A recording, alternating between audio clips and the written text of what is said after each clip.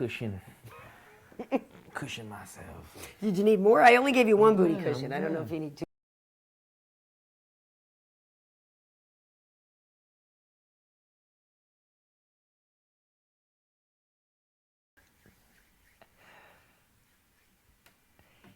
Hey everybody, welcome to the MMA Heat podcast. I'm Karyn Bryant. And Jouban. What's up, guys?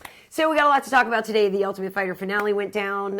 Demetrius Johnson, the man. And still. It was scary. It was a close moment, but yeah. Yeah, so that's his 9th title defense. So we'll talk about that one. We'll talk about Benavidez and Cejudo. Jake Ellenberger, who got totally screwed in that fight. I know. I thought you were going with the Coco. No, the Coco. The toe Coco. The toe Coco. You got totally screwed. Wow. She's on dude, it. I should say right away that we were doing that at work the other day, and you know that everybody knows that we really like Jake a lot, and that I wasn't making fun of Jake. I was making fun of the situation. Yeah. We got a little pun crazy on the show the other day. It happens. That he got TK-toed. I totally get it. Hey, and we want to talk about the Ryan Hall fight too, because people are really, what a weird fight. really divided on that one. Maybe we'll look ahead to 206 as well. But hey, folks, if you saw last Wednesday in UFC Tonight, you saw this guy kill it. You did great.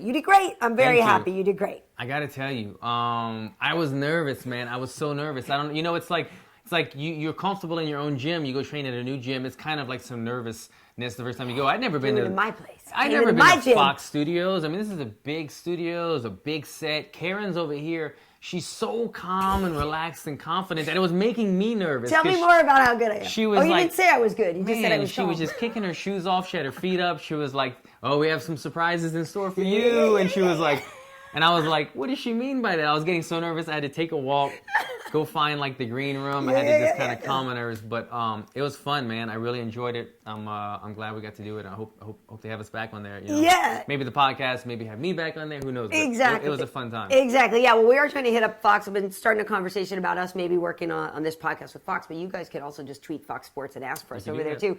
But you were great. I didn't want to tell you about the whole thing about the modeling because I wanted you to have the organic. Right. It would have. It's better that you didn't know that. It might have freaked me out. Right. But when you had us do the walk-off, we do these things called cluster busters. Hopefully you guys saw it.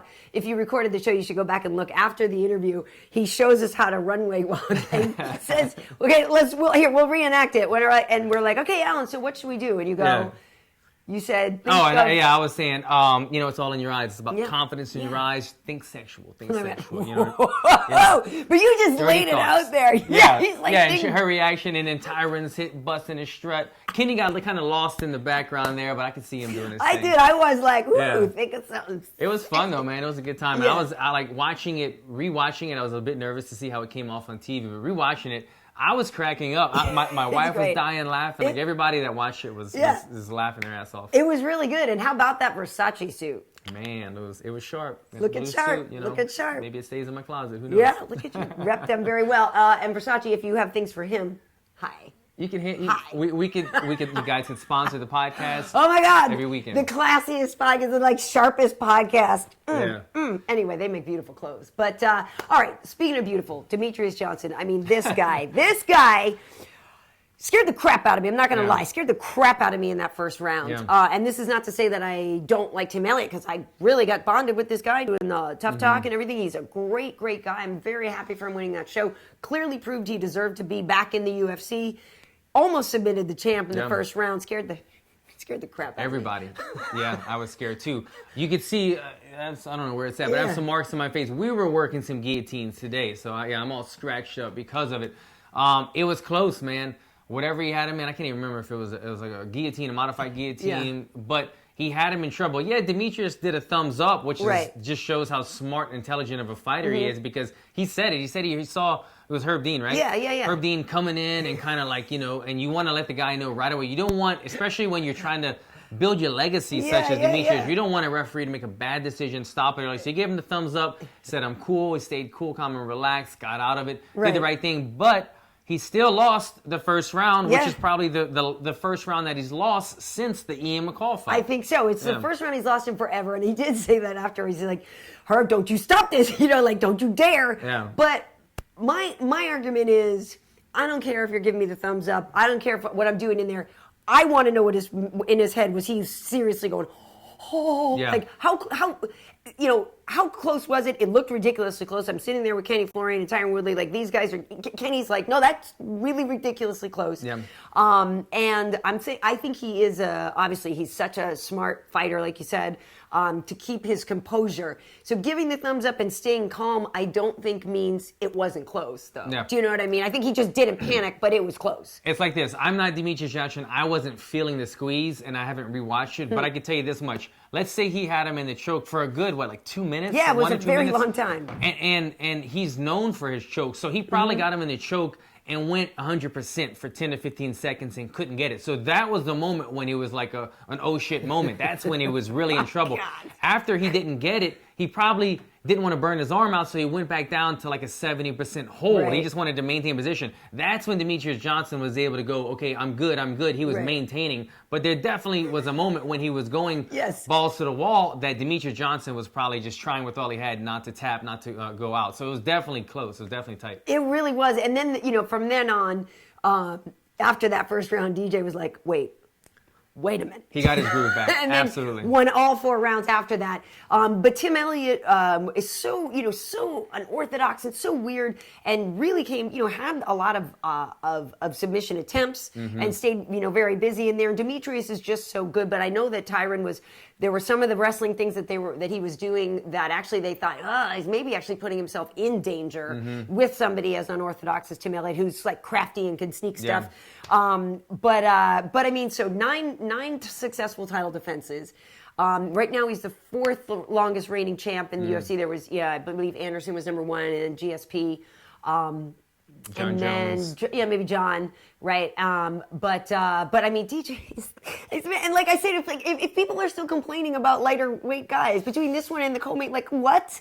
How can you complain? They won me back over. I gotta be honest. I'll be completely honest. Back over. You were a hater for a little while? I was on the dark side for a little while with the flyweight division because sometimes you would see lackluster fights because these guys are so athletic and I don't want to say nothing matters, but it's like, okay, if you're a 205 or a 170, you get a double leg, you're probably stuck in that position for a minute or two before you're able to get up. But when you're a flyweight, you get hit with a double leg, sometimes they pop back up. And it's like worst case scenario is not a worst case scenario.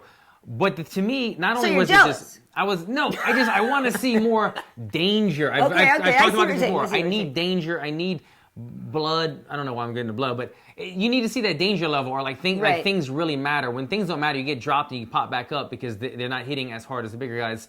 It turns things around. But let me get it. My point is this, DJ Karyn. knocked Joe B out that time. He's got power. What I'm getting at is these guys fought their hearts out. Yeah. They themselves on their performance is what brought the division back to me. But a smaller cage, a smaller octagon. It was a smaller cage. They were in the 25-foot cage, I believe, rather than the helped. 30-foot pay-per-view cage. And in my eyes, that needs to be done for the smaller weight classes. Because when you're in the 30-foot cage with 125-pounders, there's too much room to dance. They're too fast. They're too explosive. There's not enough engagement with there. So we need smaller cages. That's so that a was good point. That's a good point. I'm just going to switch mics. Yep. I have you on the wrong Oh, okay. Are we still rolling though during this? rolling. Okay. What I tweeted that question to UFC tonight. I was trying to ask the analyst. I think I was too late. I probably misspelled some words, and that's why I didn't get happen.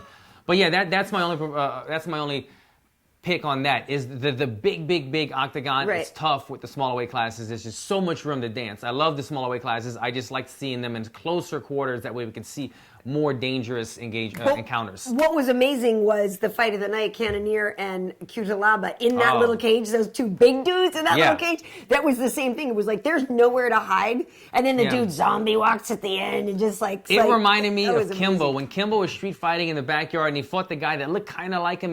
He fought another guy with bald with a beard. And Kimbo put his hands down and ate 3 punches and growled at him, and that guy was like, damn, what am I going to do now? That's exactly what happened in that fight. You know, like that guy didn't know what to do. When somebody puts their hands down, you're like, crap. And then when you hit them and they don't even budge. Yeah, that's why those guys got fight of the night. But, let's talk about the co-main event. Yeah. Again, a small cage, I think, also helped the action level in this fight with Joseph Benavidez and Henry Cejudo. Joe B got the win. He got a split decision win. As soon as the fight started, I tweeted, I was like, holy crap, like Henry got way better. Yeah. I thought, not to say he wasn't good before, he was really letting his hands go. He just looked aggressive. He just looked he just looked way better since his fight with Demetrius. Completely agreed. He didn't look as, when you look at him on paper, what Cejudo is known for, it's Olympic wrestling, and I think it was the hair. Yeah, no, and he's got a big head too. And he's also has a Golden Glove boxing or something. And so that's what he shows in the ring prior to this, before this. He shows a lot of boxing and good wrestling. Yeah. And he can take a punch well. But in this fight, you saw a dynamic kicking game come to fruition. You saw all these other things, better movement, and I think it's because he's been training at CSA over there. He's got a lot of really good sparring partners over there, Kevin Ross, and I'm forgetting a bunch of guys, but there's a lot of high level. And he took a lot of guys off the show, too. Guys came with him off the show, exactly.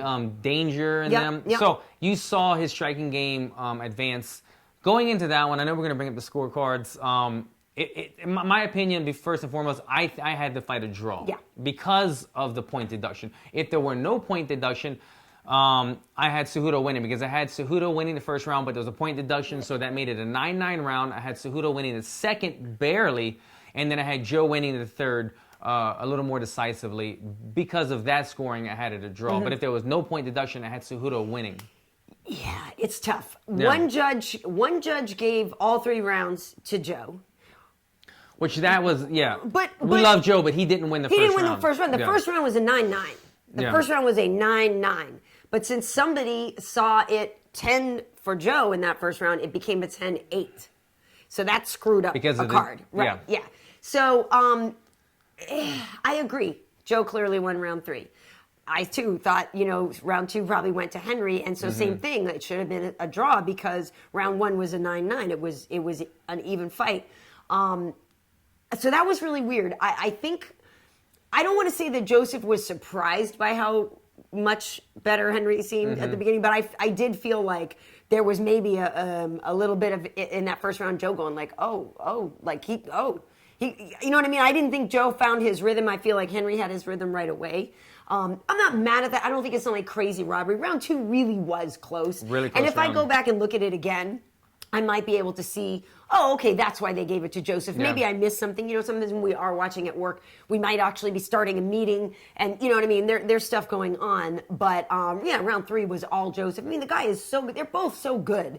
I would love to see that fight again, actually. I'm not mad at that fight. I don't think, it's a tough one for Henry to get that loss because of that weird point. And let's be honest, those were not intentional low blows. Not at all. What I think the reason, I don't remember which referee it was. I think it was Yves Levine. It was Yves? I think so. Whichever referee it was, you know what happened? I remember seeing this. He kicked him low the very first time, and immediately the referee wanted to take control of the fight.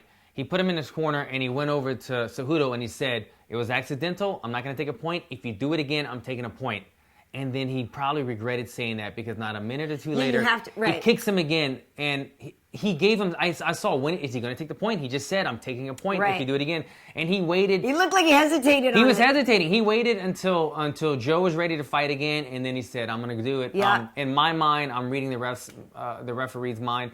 He said, man, I have to stand by what I said on this fight, and I have to take a point because I said it. But I agree. It wasn't intentional.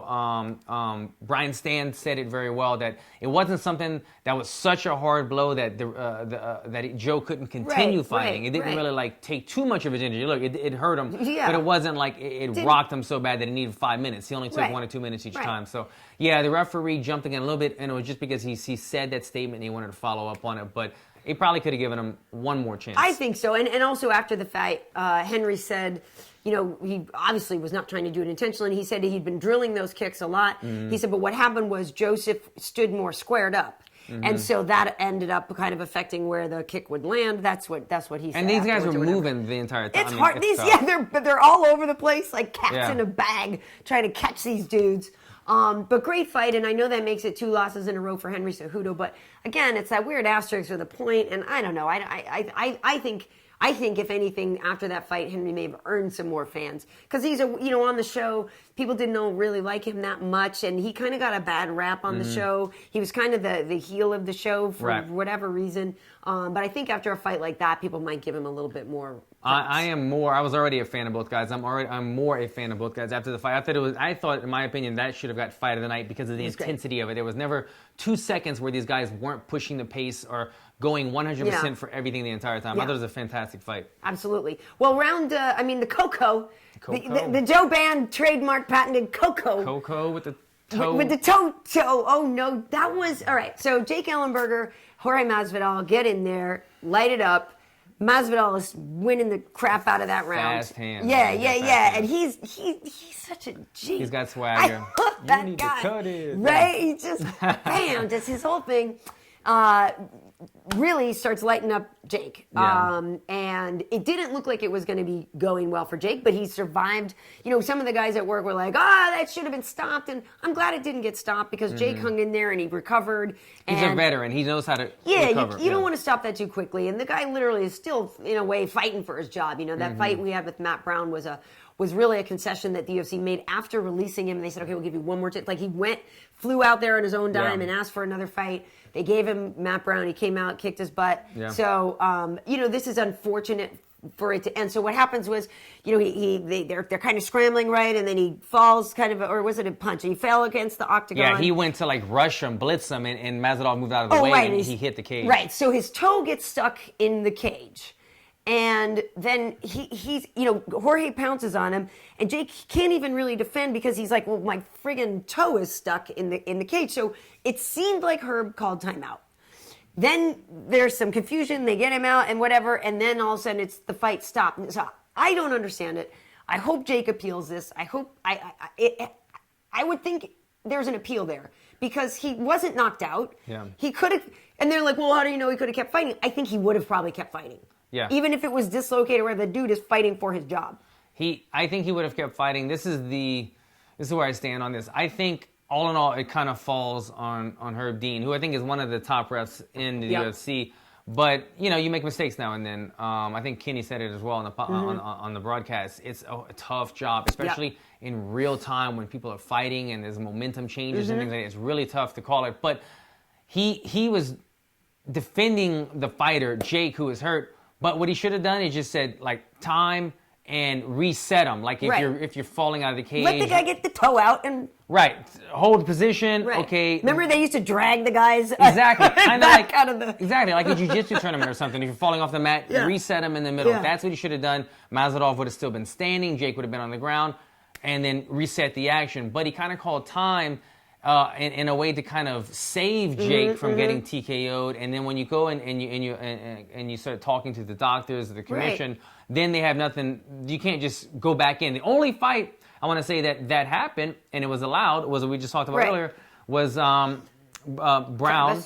Travis Brown. Travis Brown and Verdum. The finger break, and he went and brought the doctor inside of the cage. He said, no, you're good to keep fighting or something like that. He called a timeout. Yeah, it was that weird. was a weird one. That's what kind of reminded me of. But, yeah, I think Herb kind of messed up right there. It's not really his fault. Like you said, hopefully Jake can go and appeal it, and then maybe it goes to a no contest or something. It should be a no contest because it was the first round. Yeah. There wasn't much happening. I will say, Masvidal was on his way to the victory with that fight. For sure. But the thing about it is, got a little lighting change here, folks. It's time for the mood lighting. Moody round 3 here. We just also opened the curtains in our high-tech studios here. We just like to keep it real for you guys. So Jake, like you said, was not doing as well as he could have in this fight. But there wasn't that much time left in the round. He could have gone to his corner. Who knows? He could have gotten his wits back about him. Like I said, it was definitely going Masvidal's way. Yeah. But I don't know that Jake was completely out of that fight yet or anything. So Jorge Masvidal, and then he's even saying after things like, I know it's, I'm not even going to get the credit for the win because of the whole, toe thing or whatever. But, calls out Cowboy again. Even or Matt Brown or whatever. Because Masvidal's like, look, Cowboy, you say anytime, any place, how come you never want to fight me? But yeah, Masvidal is a G. He's so good, so fun to watch. Don't ever fight him, Alan. I could see. I would love that, but don't ever fight him. I'm really a fan of his. I like watching his fighting style. I like his swagger. I could see us fighting. I totally could, to be honest. And I'd lose my mind. We're both guys right there on the cusp of the rankings. He might get in the rankings soon or now. I don't know, but I could totally see us fighting. But he keeps calling out Cowboy, which I respect that he wants that fight. But at the same time, it's like if you look at Cowboy's right there at the top of the rankings. Yeah. And Masvidal's not even ranked yet, so why would Cowboy, I know. That. But it is funky still if Cowboy, I guess it looks more like he's just committed to 170 now. Because Masvidal also used to be a 55. Jake dropped off, and Jorge's now number 15. Jorge is number 15. So they flip-flop positions. Yeah, okay. Well, good for him. I mean, and he deserves, like I said, based on his body of work, the guy deserves it. It's not like this toe incident is, like really anything against Masvidal. Yeah. But I do really feel bad for Jake. And again, like I said, we were kind of having fun with it at work, and we're like, we totally disagree with that call and all this stuff. But it was not out of disrespect because Jake is a really great guy. Mm-hmm. I just can't. I'm like Roger Rabbit with like shave and a haircut. Like I can't help it sometimes. I'm that way with it. That's what he said, or that's what she said joke. Ask Florian about that. Like he can always count on me if somebody says something and he's like 1/1000. I'm like, or I always come up with some ridiculous thing because that's what I do. Are you right over there? Tech support is going bananas. Wade is going crazy. I'm gonna just over take a here. water break. Okay, yeah. So as we get started here on round 4. Drink much? Is that cool? I'm spilling water, guys. Sorry about it. It's all right. You're in the corner, Alan. You're allowed to spit. Do we need a bottle, a squirt bottle? I'm good, yeah. Do we need to ice you down? Do we need to ice you down? Cut me, maybe? Cut me, Nick. I can't see. Speaking of, I think Cowboys thing is real. I've been kind of debating, is this real or makeup? I saw a video, Joe Schilling posted a video today. They're like out and fishing in Mexico or something. Like Cowboy doesn't give a damn. But it looks real. It looks like his eye's healing. And I'm off subject, but I think I was debating if that was real or makeup. I'm going to leaning towards it's real now. I can't believe he would get cleared if it's real. Yeah, it's kind of crazy. I think it's for a show.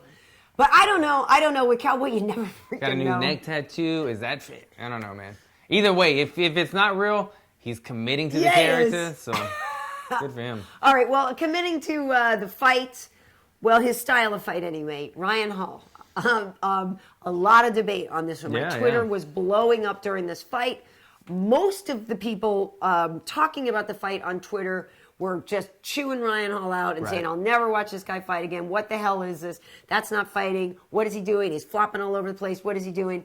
The people that are BJJ purists were writing in saying, what a great job he was doing. And let's be honest, he landed that kick to Gray's head over and over and over and over and over. But after the fight, Gray Maynard was obviously very frustrated because he didn't feel like he was in a fight. Ryan Hall, though, said, well, Gray just ran away the whole time. What's your take? It was a frustrating fight for me, okay? I consider myself very knowledgeable in the jiu-jitsu world. I know what he was going for, what Hall's game plan was. But at the end of the day, you have to do what entertains the masses. That's what puts butts in the seats. That's who buys T-shirts. I don't think people That's your number one priority? Entertaining the guys, not winning your fight? Winning the fights, Karyn, damn you. Winning the fights, yes, but if you're not an exciting fighter, the UFC will get rid of you, and they've shown that before. They've shown that even if you're a guy that's beating everyone, if you don't have an exciting style, it's not going to sell tickets. Ryan Hall is a dangerous guy. I want to say this. He just needs to sprinkle. He needs to add some stuff to his game. He can keep what he's doing. If he wants to be the leg lock guy that wants to bring the fight to the ground, keep doing that. If he wants to keep his opponents at bay and throw long kicks, he can do that. But he has to engage now and then. He has to throw some feints. He has to throw some punches. And every time his opponent comes into range, he cannot flop on the ground. That's I think, what was the most non-entertaining part about it. Because every time Gray Maynard came in, he would just go to his butt. He would go to his butt. And when you do that, it kind of just shows you don't really want to fight. You just want to go to the one area where he is an expert at. So I respect Ryan Hall's game. He just needs to add to it. He cannot continue to win fights. I think if he fought like that for the next 4 fights and went 4-0, I think the UFC would possibly still look to get him out of there, because even though he's winning, that's not the kind of fights that people want to see. You said it first. The BJJ masses appreciated it, but the BJJ masses are 10% of the fan base, and the majority of the fan base don't want to see fights like that. He just needs to add some more to it. And I'm sure he's doing that. He's up at TriStar. You look like you're not agreeing with me totally, but he needs to add some more to his game. Great kicks, great jiu-jitsu leg locks. Now add some punches, add some different types of variety of takedowns, not just flopping to the butt, or not, I say flopping, but a rolling to the butt, ankle pick, whatever you want to call it. Right. Okay, so I agree. I agree that I would like to see him let his hands go. Yeah. But I think the kicking was incredibly effective. I also, this was his first fight since he won the Ultimate Fighter. He was supposed to fight, I believe it was July, but his opponent got injured. So it's been a while. But yes, partly I thought they hadn't scheduled him for a long time because the way he beat Artem, he kind of backpacked him Right. for a lot of the fight, and people were not really that impressed with it. And so I thought, yeah, maybe they are putting him on the shelf a little bit as a punishment. Hey, dude, learn some other stuff because I was wondering where he had been. yeah, as well, yeah. So he was supposed to have a fight, but it got rescheduled. So my debate on this is, it's not Ryan's fault that you don't know how to play his game. So it's a fight. You're there to win. It's not his fault you don't know how to play his game. So he's great at it, and you're not. And you have to deal with the fact that, now you got a guy in the ground. You got to either come into me and get down and dirty with me here, or figure out a way to like kick it. You know what I mean? Yeah, I know that sounds. Replay that. What are you saying? Are you reading the script that Kenny Florian just wrote you, Karyn Bryant? No. Defending the jiu-jitsu aspect of it? I'm not going to say it was my favorite fight. And I was frustrated too by it. And another thing that I was wondering about is, okay, so let's say the timing is that I land a punch and you flop at the same time. Does I get a knockdown? That was a weird thing, and I don't think it is a knockdown. I think it's a flop down. But like, how do you? But you know what I mean? Like, would that? If you flopped right when I landed a punch, did I knock you down? Do you know what I mean? I mean, if it lands, I don't know. I don't think so. I think it counts as a flop, but it was a strange thing that I just kind of was like, oh, that's kind of weird. I agree. This is something that's going to be debated. I think whichever point of view you look at it, like you said, you're very right in saying that. Look. You're scared to come into my leg lock game. I'm landing kicks. What am I doing wrong? I'm controlling what I want to do in a fight. But like I said, at the end of the day, if I look at this from a step back from Dana White's perspective, I think of everything. I don't think of everything, but from Dana White's perspective, does he want to see more fights like this where there's booing in and out, and the majority of the masses, the people that were watching, were not happy with this fight? He doesn't want that, even if there is a smaller percentage of people that appreciated his leg lock game, which is a fantastic leg lock game, and he did some fantastic kicks. He definitely outstruck Gray Maynard. Right. And let me add this. Gray Maynard may not be the champion that he once was. You know, he's been his athleticism and everything seems to decline, but he is a very skilled and no easy opponent. So for your first fight off of winning the Ultimate Fighter to face Gray Maynard, it's kind of a tough fight. You know, it's a big name you're going against, and he handled it well. But I just want to see more out of it. I don't want to see you going to the same position every time. It's like a guy that constantly pulls guard. It's the same thing. Unless you're doing a power double, when you're rolling to that kind of heel hook position, it's not as exciting. It's not as entertaining. Just add more to your game. Keep adding. I'm sure he's doing it right now. TriStar. Just a striker snob. Maybe You're so. Just Maybe a I like. striker Maybe snob. I like to see snob. some head kicks and stuff. No. He kicked his head a lot. But I know. I wanted to let his hands go too. But so anyway, I know the debate on that one is going to go on and on and on. UFC 206, though, is coming up this weekend. There's also a Fight Pass show with the Black Beast on Black Beast, our favorite. Yeah. That guy's Instagram is outrageous. Yeah, he's good on Instagram. I don't understand how he's allowed to still have that stuff on there with the UFC PR people, like how they haven't not toned that down yet. Oh, yeah. But good on him. If you're not following the Black Beast, you got to. He's good. Very inappropriate. Friday, Black Beast fights. Funny. Saturday, 206. Yeah. A lot of fights this weekend. Yeah, so there's also Glory. I'm going to be interviewing Rico Verhoeven a little bit later on, too. He's a great dude. UFC 206. Wade will be going up there, so we'll have MMA Heat coverage from Toronto. This week he's going up on Wednesday, and then I'll be in the studio for Fox for that one. Max Holloway came by the other day. That dude... Man, come on. He's so good. Such a great guy. Yeah. Such a fun fighter to watch. But Showtime is, Pettis is, come on.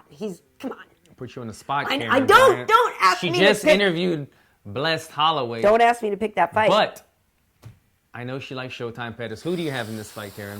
Who do you put your money on? I might actually give it to Max. Max? Okay, I do. Good. I know, but I'm such a Showtime fan. But this one, only because Max has so much more momentum right now. I mean, Anthony had that great fight with Charles Oliveira in August, won by submission against a submission guy. I'm a huge Pettis fan. Max's mojo right now, though, is he's just on top of the game. I love both guys. I love watching both guys fight. I'd be happy if I'm wrong, too. Right. I would put my money on Showtime just because of it. He's a little bit crisper and his skill level. But the thing that Anthony has Pettis with, and you've seen this before, is throughout most of his career, he's been the better striker, and his opponents always knew that. And he found a way to trick them. Like, he would set up something and trick them, land the head kick, set up something, land this, land that. When he goes against guys that he can't really trick because they're on that level of striking as well, he has a little bit of difficulty. And Max could present some major problems because Max fights at his own rhythm. He doesn't wait for the feints and then react to them. He fights at his own rhythm. He pushes the pace. He could give Anthony a lot of trouble. I just see Anthony edging this one out. You do. Boom. And both guys are phenomenal strikers with a phenomenal ground That's what I was game going to as say. well. For the ground, if it goes to the ground, I give Anthony the edge. I give Anthony the edge. Right, but it's still another interesting fight on the ground as well because both guys are so like squirrely and they bring good tight submissions. I know, but Max is going to have reach advantage. Does he? Yeah. He's like 5'11". He's lanky. Yeah, he's really lanky. Dude, I'd be happy if I'm wrong. Like, like I just same situation as you don't fight Masvidal. I don't want to see, don't want to see this fight because I don't want to see either of them lose. Fun matchup. But I can't wait to see this fight. Yeah, gonna be fun. I think we said it. She's got Max. I got Showtime. Either way, the fans win on this one. Hell yeah! And the thing about it is, I've forever wanted to watch Pettis fight Jose Aldo. Yeah. Do you know what I mean? So in that respect, I hope he wins so that we get that fight. Completely agree. But Max versus Jose would be ridiculous too. But I have always wanted to see Pettis versus Aldo. Me too. All right, and what else? Mad at it. No, not mad at that one. So Cowboy is on that card as well. Cub Swanson is on that card. So there actually is going to be some fun fights there. The 85 Gastelum and yes, and Kelvin and who's he fighting? The Army, Tim the Ranger. Kennedy. Tim Kennedy, yeah. Right. So those guys will be throwing down. So it's actually going to be fun. I mean, I know people were initially complaining about it because we lost CC and Rumble. But there's actually still a lot of quality. Really an exciting fight. Yeah, really still an exciting fight card. So make sure, like I said, MMA Heat will have coverage. And so will you put them on the MMA Heat channel or the Karyn Bryant channel? For the MMA Heat. So you'll have to go to YouTube/MMA Heat, and also you can look on our Facebook page, and Wade will have all the stuff up there. So like I said, he gets there Wednesday, so I guess he'll have the press conference and stuff on Thursday and all this stuff. So folks, as you guys know, Alan Jouban, 2 weeks away from your own fight, basically less than 2 weeks now, right? It's the 17th.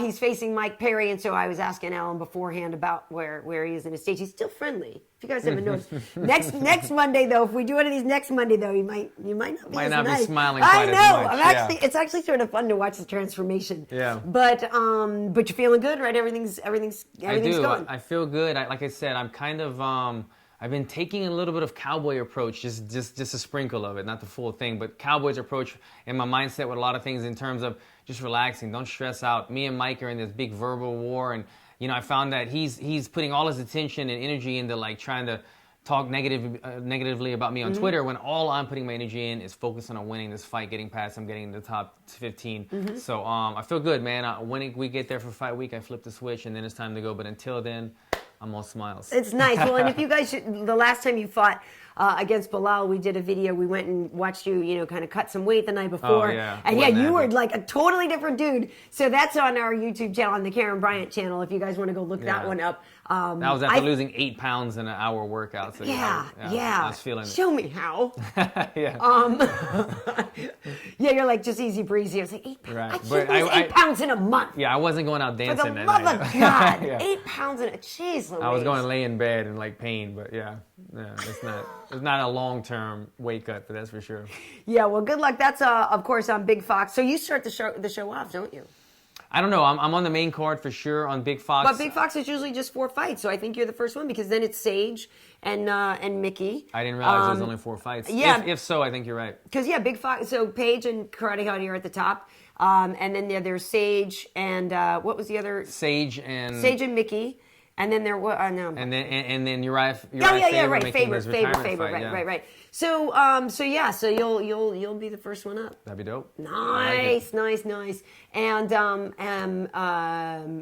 was going to ask you one more thing. I don't remember. Any holiday shopping done yet? Have you gotten started? Man, I'm putting new wood floors. I always talk about kind of like home renovation. I decided to put new wood floors in my home today and tomorrow when I'm going into fight week. Probably a bad idea. I woke up at 7 o'clock this morning. My doorbell rang. You ready to pee, right? When the doorbell rings out early, you're ready to pee. I need to go get coffee, use the bathroom. But yeah, I'm getting some home renovation done when I should be just not doing that. My son needs this and that. I'm trying to cook food. Anyway, yeah, doing some home shopping stuff. I mean, renovating the home. That's nice. pretty Very much nice, it. very nice. So. Well, I haven't done anything yet. I think we're going to get our Christmas tree today. So trying to get in the holiday spirit. But like I said, I'm on this weekend for Fox for the UFC 206 stuff. We don't actually have a UFC tonight this week. And TUF Talk's over. For now. Damn, I know. It was really fun. So hopefully we'll do it again for the next season.